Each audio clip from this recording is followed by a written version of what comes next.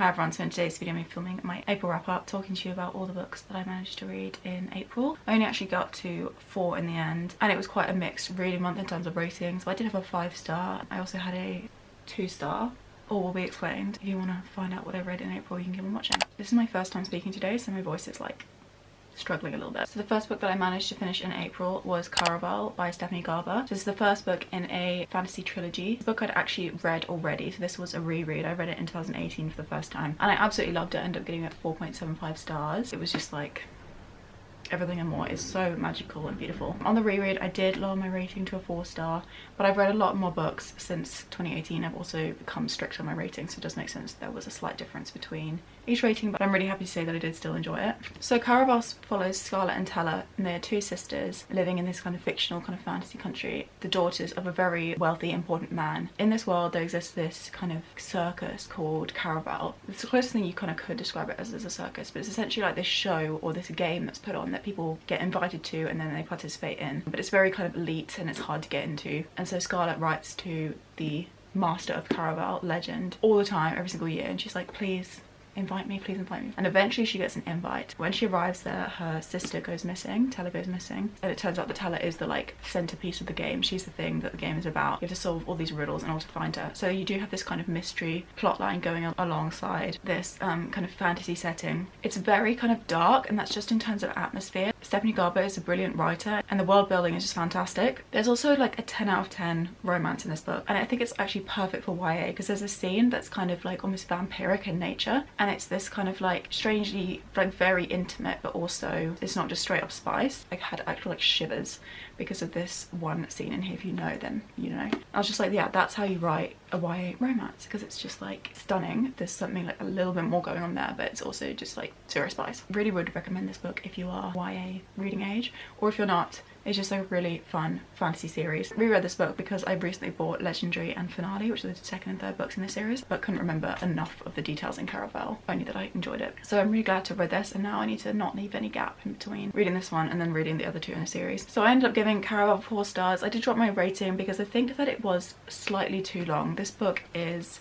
400 pages, sections of it that I felt dragged a tiny bit. Thankfully the world was so magical and I was really invested in the mystery that was not a huge problem, but I just felt like there could have been a change there. But overall, such a good book. The next book that I read in April was a 5-star read. It's super exciting because I'm very picky on my 5-star reads. I've only had 3 this year, and 3 is actually like quite a lot for me to have read only in 1, 2, 3, 4 months. Every one that comes along I'm just smitten. So this is Simple Passion by Annie Ernaux. So Annie Ernaux actually won the Nobel Prize in Literature in 2022. So she's a very kind of current, relevant author. Simple Passion is absolutely tiny, but it is so incredibly kind of impactful and so beautifully written that I was just absolutely captured by it. So this is actually translated from the French. Where do we begin with this? Is the kind of fragmented account of an affair that Ernaux herself had when she was younger, and she's kind of looking back on it. So part of this is kind of broken apart because of her memories of it.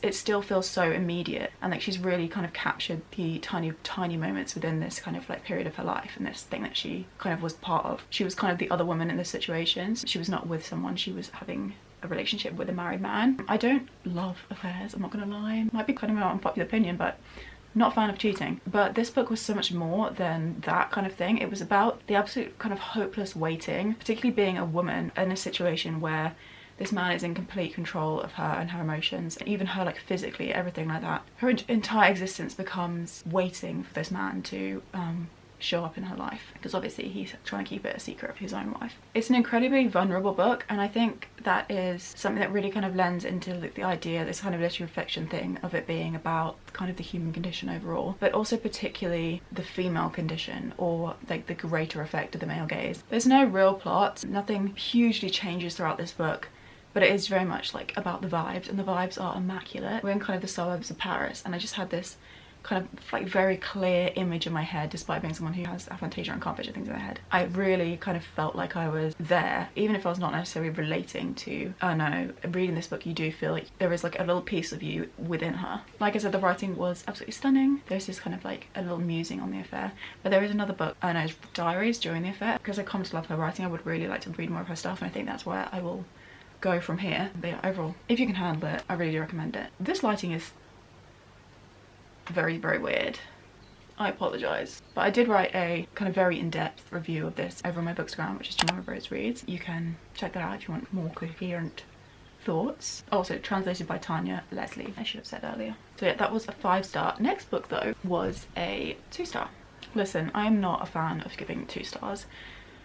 It pains me to my core, particularly with a book like this where like it's the 3rd book in a series and I really did not want to DNF it, and I heard so many good things and literally everybody in this fandom thinks that this is the best book in the series, and I was just like, this series got progressively worse for me across the 3 books. Ignite Me by tahereh. So this is the 3rd and final book in the Shatter Me series. If you didn't already know, Shatter Me was originally planned to be a trilogy, so it was book 1, book 2, book 3, and then a couple of years later tahereh and her publishing team, due to the success of the first trilogy, decided to add on another 3 books to those previous 3. So it kind of became 2 trilogies, but people do see them as just like a 6-book series now. But in theory, this is the conclusion of the first series. And at this point, when readers first read this, they wouldn't have known that there were going to be more books beyond this one. The main problem with this book is that it was just terribly written, and I just hate to say that. The world is really cool and the characters are really interesting, everything like that, but just the way it was delivered was just so bad. I hate this lighting.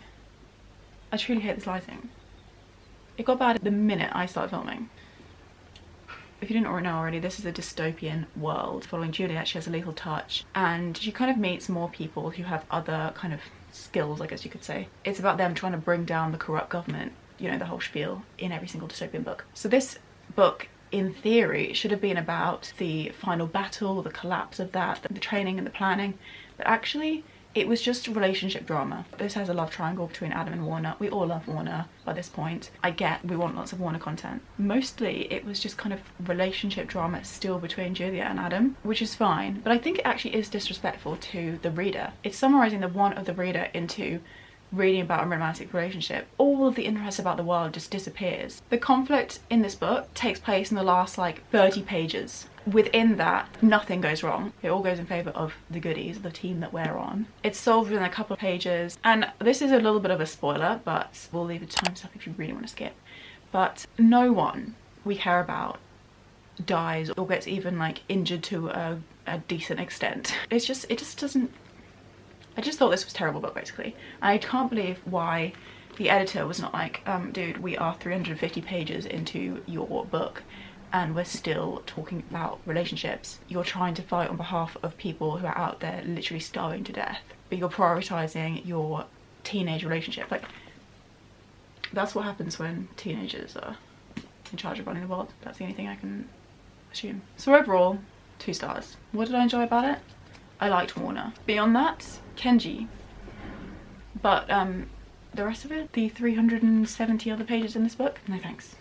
If you're curious about whether I will be continuing the series, I did actually buy a box set which included the 4th book, so I will read that one because I own it already, and then I will reassess how I feel about it, and if it's not looking good then I will unhaul, move on to better books. Thankfully, after the 2-star, we did have a much better book. I read Cut When You Land by Elizabeth Acevedo. So this story follows Camino and Yahara. Camino lives in Dominican Republic and Yahara lives in New York City. They're actually sisters, meet and bond for the very first time after the death of their father. He actually dies in a plane crash. And so we follow this kind of grieving process from both of their sisters, as well as this beautiful new friendship and something obviously deeper than that because they are sisters. I love seeing the similarities and the differences between the 2 sisters. They were brought up in extremely different places, in extremely different ways, by extremely different people, because the father kind of split his time between the 2 countries. So he was neither really Camino's nor was he Yahara's. This book is written in verse, so every single kind of section is like a long poem, which I liked, I think probably more towards the beginning of it, but I found that as I read more into this book, I was kind of just reading it as a novel, so I'd just be blending the lines together and ignoring that a little bit, which I thought was a bit unfortunate. I think as an audiobook this could be stunning, and I believe Elizabeth Acevedo narrates it herself, correct me if I'm wrong. This was a very emotional book, but actually not in the way that you would think. I don't feel that affected by the father's death, I think probably because we didn't get to know him a huge amount other than through what the sisters would tell us, and because neither of these sisters really knew their father. He kept so many secrets from them. This book is very much about how family is so far beyond just blood. And actually it was the female relationships within this book that were the things that actually brought me to tears. There's a beautiful depiction of sapphic love within this book because Yahara is in a relationship, and there's also beautiful kind of female connections within the family, even between kind of Yahara's mother and Camino, despite them not being related at all. This showing of this kind of maternal and kind of sisterly love between people who barely kind of knew each other before this, or didn't know each other at all. So beautiful. And I was just like tearing up every 5 seconds. There are quite a few trigger warnings with this book. There is kind of stalking that goes on, and obviously there's a huge one for grief and cheating as well as other things, so I would look into that if there's something that you could be hurt by. Overall, I gave this book a 3.5 stars. I really did like it a lot. One complaint is that, like Caraval, I did kind of think it was a little bit too long, over 400 pages, and I think it could have been about 350. And like I said, I didn't get on hugely well with the fact that it was written in verse. The writing was really beautiful, but I just think the way it flowed got a bit messed up, which is probably partially my fault, but also I think it would have worked almost just as well as just a straight up novel. So there you have it. Those are the 4 books that I managed to get to in April. Someone asked me on my previous wrap-up video when I read 7 books how I managed to read so many books. It doesn't happen every single month. I do actually want to film a video on this because I want to discuss the whole concept of kind of overconsumption within the kind of book-to-net world, but I also want to talk about, you know, ways that you can read faster if that's something that you are personally interested in. Caraval was a much needed reread. Simple Passion was a recent purchase that it was too irresistible for me. Ignite Me, finishing off a little bit of a series which I've been meaning to do for a while. It's on my kind of 2023 TBR, and Clap When You Land has been on my TBR for years at this point, so all books that I've wanted to get to, and thankfully we did have that wonderful 5-star read. So yeah, thank you so much for watching this video. If you enjoyed it, I'd love it if you could give it a thumbs up, because that's how I tell that you did like what you see and I wasn't just speaking into the void. I will see you on Wednesday. I did want to say also that I'm not actually going to be filming a May TBR because I've got some kind of video ideas, secret video ideas planned. Some of the books that I want to read this month are ones that I've just mentioned on previous month's TBRs but actually didn't manage to get to in the end. That's all you need to know. I'll leave you now. Have a wonderful rest of your day, wherever you may be, and I'll see you next time.